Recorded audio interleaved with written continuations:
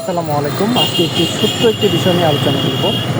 সেটি হচ্ছে, আপনারা জানেন ইতিমধ্যেই নির্বাচনের তফসিল ঘোষণা হয়ে গেছে। সামনে নির্বাচন, আমরা অ্যাজ এ সিটিজেন হিসেবে প্রতিটা ব্যক্তির কিন্তু একটা দায়িত্ব রয়েছে, রাষ্ট্রকে সঠিক পথে এগিয়ে নিয়ে যাওয়ার দায়িত্ব। সে দায়িত্ব আমরা কিভাবে পালন করব? সেই দায়িত্ব পালন করার একটা মাত্র পন্থা, সেটি হচ্ছে সঠিক ব্যক্তিকে ভোট প্রদান করা।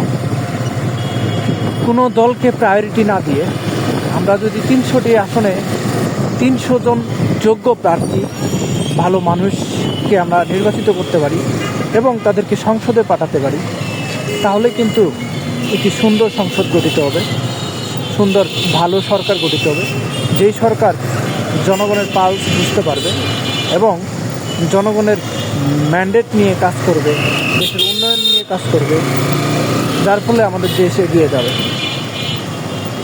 আপনারা দেখতে পাচ্ছেন, এটি কিন্তু মিরপুর 60 ফিটের একটি রাস্তা। এটি বেশ আগে এদিকে চলাফেরার ব্যবস্থা খুবই খারাপ ছিল, এখন কিছুটা উন্নতি হয়েছে বলা যায়।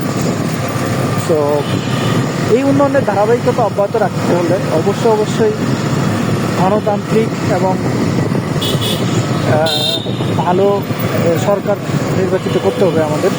তাই আমি আপনাদের কাছে বিনীতভাবে অনুরোধ করব, মার্কা নয়, তারা ব্যক্তি দেখে ভোট দিন, কোনো দল দেখে নয়।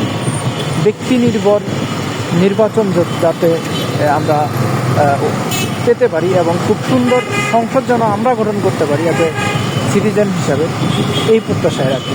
ধন্যবাদ, ভালো থাকবেন। আসসালামু আলাইকুম।